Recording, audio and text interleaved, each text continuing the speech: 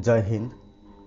দেখুন, পশ্চিমবঙ্গে এখনও ঠিকমতো এসআর প্রক্রিয়া শুরু হয়নি, আর তাতেই একটি জেলা থেকে প্রায় 26% মানুষের নাম বাদ গেছে। আর যা নিয়ে পশ্চিমবঙ্গে চলছে প্রচুর বিতর্ক। তৃণমূল নেতারা হুমকি দিতে শুরু করেছে, একজন মানুষের নাম যদি বাদ যায় তাহলে এর ফল হবে ভয়ঙ্কর। তো পুরো বিষয়টাই আপনাদের সঙ্গে আজকের এই ভিডিওতে আলোচনা করব। তো ভিডিও শুরু করার আগে আপনাদের কাছে বিশেষ অনুরোধ, আমাদের চ্যানেলটিকে সাবস্ক্রাইব করে অবশ্যই আমাদের পাশে থাকবেন। তো চলুন শুরু করি আজকের এই ভিডিও। দেখুন, আপনারা সকলেই জানেন যে 7ই অক্টোবর 2025 দিল্লির নির্বাচন কমিশনার জ্ঞানেশ কুমার তিনি কলকাতায় এসেছিলেন। পশ্চিমবঙ্গের রাজ্যের মুখ্য নির্বাচন আধিকারিক তথা মনোজ আগরওয়ালের সঙ্গে তিনি বৈঠক করেছিলেন, যেখানে তিনি রাজ্যের নির্বাচন কমিশনারদের বলেছিলেন যে 7 দিনের মধ্যে তৈরি হয়ে যান, পশ্চিমবঙ্গে এসআর প্রক্রিয়া শুরু করা হবে। আর তারপরে আমরা দেখলাম সেই মতো নির্বাচন কমিশনার পশ্চিমবঙ্গ তারা কাজ শুরু করেছে।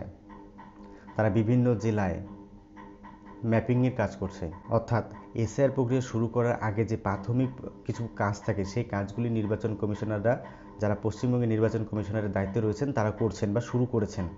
দিল্লি নির্বাচন কমিশনারের নির্দেশ মতো পশ্চিমবঙ্গে সেই এসআর প্রক্রিয়া শুরু করা যে প্রাথমিক কাজ সেটা অনেকটা এগিয়েছে, কিন্তু তারপরেও উত্তরবঙ্গ সহ পশ্চিমবঙ্গের বিস্তীর্ণ এলাকায় প্রাকৃতিক দুর্যোগের কারণে কাজ কিছুটা পিছিয়ে পড়েছিল। কিন্তু 13ই অক্টোবর 2025 সোমবার যে রিপোর্ট সামনে আসে সেই রিপোর্ট দেখে সবাই চমকে ওঠে। তো সেই রিপোর্টে কী ছিল? সেই রিপোর্টে ছিল যে পশ্চিমবঙ্গের সমস্ত জেলার পাশাপাশি নির্বাচন কমিশনের আধিকারিকরা যখন মেদিনীপুর এবং ঝাড়গ্রাম জেলায় এসআর প্রক্রিয়ার জন্য ম্যাপিং করতে গিয়েছিল, সেই ম্যাপিং করার সময় শুধুমাত্র ঝাড়গ্রাম জেলা থেকেই 100 জনের মধ্যে 26 জন লোকের নাম বাদ গেছে। 100 জনের মধ্যে 74 জন লোকের নাম ছিল, বাকি 26 জন মানুষের নাম বাদ পড়েছে। এবার আপনাদের মনে প্রশ্ন আসতেই পারে যে এসআর প্রক্রিয়া তো শুরুই হলো না, তাহলে নাম বাদ গেল কিভাবে? দেখুন, এখানেই আসে যে ম্যাপিং পদ্ধতি। এসআর প্রক্রিয়া পূর্ণভাবে শুরু করার আগে নির্বাচন কমিশনাররা ম্যাপিং করছেন। যদি আমি আপনাদের সহজ ভাষায় বলি ম্যাপিং কি, তাহলে হচ্ছে 2025 অর্থাৎ বর্তমান ভোটার তালিকা এবং 2002-এর যে ভোটার তালিকা রয়েছে সেই ভোটার তালিকা মিলিয়ে দেখা হচ্ছে। আরও সহজ ভাষায় যদি বলি তাহলে বলতে হয় 2025 সালে যে ভোটার লিস্ট রয়েছে সেই ভোটার লিস্টের মধ্যে কার কার নাম রয়েছে, এবং 2002 সালে যে ভোটার লিস্ট রয়েছে সেই ভোটার লিস্টের মধ্যে কাদের কাদের নাম রয়েছে।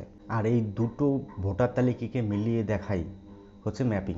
আর সেই ম্যাপিংয়ের কাজ করতে গিয়ে ঝাড়গ্রাম জেলায় নির্বাচন কমিশনার প্রায় 26% মানুষের নাম খুঁজে পাননি, যাদের নাম 2025 ভোটার লিস্টে তো রয়েছে কিন্তু 2002-এর ভোটার লিস্টে নেই। দেখুন, এখানে একটা সাধারণ হিসাব হচ্ছে 2002 সালে পশ্চিমবঙ্গের জনসংখ্যা ছিল কম, তাই ভোটারও ছিল কম। আর 2025 সালে জনসংখ্যা বেড়েছে, তাই ভোটার তালিকার ভোটার সংখ্যাও বেড়েছে।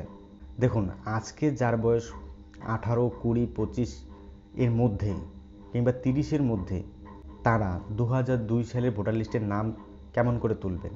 অর্থাৎ আজকে যদি কোনো ব্যক্তির বয়স 30 হয়ে থাকে, 23 বছর আগে অর্থাৎ 2002 সালে সেই ব্যক্তির বয়স ছিল 7 বছর, তাহলে সেই ব্যক্তির নাম স্বাভাবিকভাবেই সেই 2002-এর ভোটার তালিকায় আসার কথা না।